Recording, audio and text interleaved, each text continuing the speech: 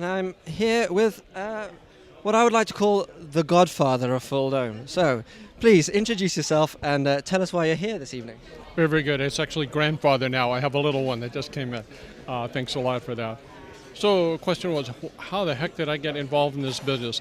Goes way back. I'm actually one of those survivors of the 60s. I remember a little bit of it.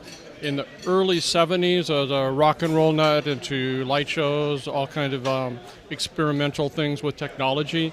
Very short step to working in Planetarium in Denver and in that dome. After that, the rest is history. My passion is having a room that you can do things to people, and that's what's so exciting about it. Do cool things, light, sound, entertainment, scare, whatever there is. So that's the hook. So, you were at a time when I hear these stories about doing these amazing things like putting lights and slides and these magic boxes of all sorts of stuff that you can make in a garage to make any kind of immersive image. You know, so you've seen all the way from that period through to now. So tell us about the kind of the early stuff that was going on and how that's still applicable today. The applicable part is understanding the dome, thinking through what you're trying to accomplish and using whatever technology and tools you have to make it really, really cool.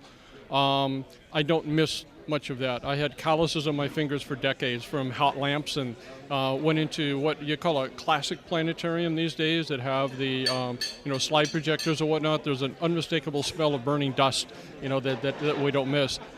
That said, such raw and wild creativity to make something from scratch with plastic and machines and light bulbs and have it vaguely interesting up on the dome. The other early lessons we had was the importance of designing it really for the dome. So we used to call them bubble ball that would cover the entire screen as full dome. Having pieces of lamps and light move around so that you could move the audience around. That's the foundation of what we're doing now. So it's a very strong foundation. Now you've got one of the swankiest full domes in America, and you've really promoted other uses of dome. You don't just do science. So could you tell us a bit about the kind of stuff that you do outside of the straight curriculum-based planetarium shows? I'd be happy to, and that really is my passion and my favorite part. I've been a big advocate recently of using the dome for geoscience. One of the realizations was that presenting the Earth up on the screen is one of the most compelling things that we can do. And that added to my wondering why we're doing this. I think the Earth-related messages of the survival, climate change, personal responsibility, it gives us a reason for doing what we're doing, and then we can apply this magic art to help people go through a transformation. One project that I'm particularly interested in right now is Gaia, the Beautiful Earth project from Kenji Williams. And his live version we helped develop over 5 or 6 different iterations.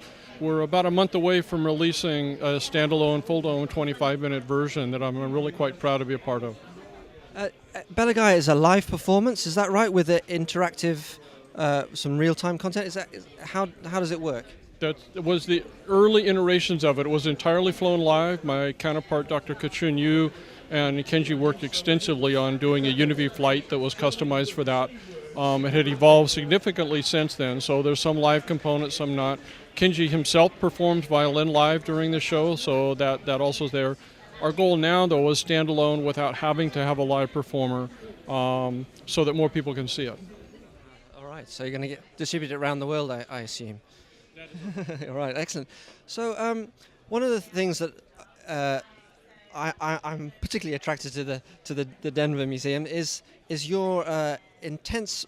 It seems to me quite a passion for getting audience feedback on not only the shows that, for instance, you've licensed of us, but your own shows. Tell us a little bit about how you do that.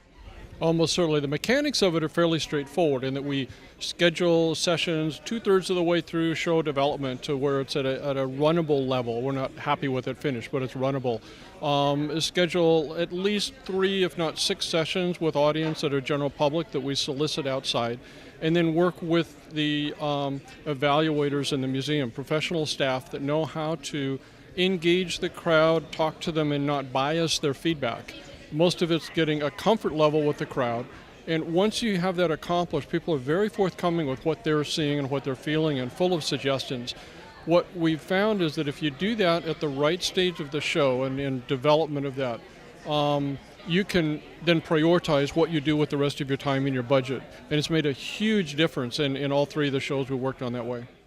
Yeah, that whole feedback process is vital for the kind of stuff that we do. And it from where I was standing and seeing your show, Super Volcanoes, your brand new show, it really looked like it was a well-honed product. Could you talk a little bit about your new project, Super Volcanoes? I sure can on that, and to do credit where credit is due, Tom Lucas is really the vision on that, the director we work with all along. The folks at Spitz did a tremendous amount of work in making that happen, and then Robin Sipp also. So for my personal role on it was more as a exec supervisor, a little bit of the science and the rest to help it fit together.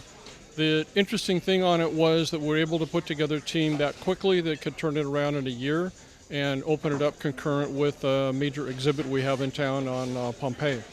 Yeah, is that an important thing to kind of have concurrent like exhibits and shows simultaneously? Was there some kind of deadline to get the film finished for that? What was the pressure like for that then? No, that's exactly right. That there's been a model that goes back, many years. That if there's a major museum attraction of some kind, it makes sense to partner a show with that. We did the same with Egypt with the Ramsey show traveling and did fantastically well with it. This is a way to kind of break new into that with the Fulldome. The first time we've actually coupled our digital dome theater with an exhibit. And from the museum perspective, it's an experiment. From my perspective, it's old news, and of course that works out. Oh, brilliant. I'm sure it'll do very well. It's a brilliant production. So, with a different thing in mind, how do you? Because you've been very experimental, not only at bringing art into the dome, and you've got this amazing legacy, or legacy is when you're dead, but like a historical heritage of seeing the change from slides to digital to pre-digital to now digital. How do you see the future of Fulldome developing? What direction do you think it's going to go in? Boy, that's a tough one. The futures talk the other day was really quite telling, is that if you begin to describe the future, you're not describing the real future that's coming up. That things change so fast. And yet the core pieces remain the same. The fact that these are really unique venues where they're iconic, that attract people, that will continue to be the same, we hope. The idea of a gathering where folks are there for a single intent to hear a story or a presentation, that's something unique about the theaters you can't get on an iPod or on a regular TV set. And then people applying magical technology to take people where they can't go any other way. Those themes will continue. I just think that the fidelity and the finesse, and my hope is the quality and the range of programming will improve a lot. Oh, brilliant. You can always reach me through immersa.org. And just do an info at Immersa. We'll be glad to get back. The other one is simply dneafus@dmns.org. Excellent. Thank you very much, Dan.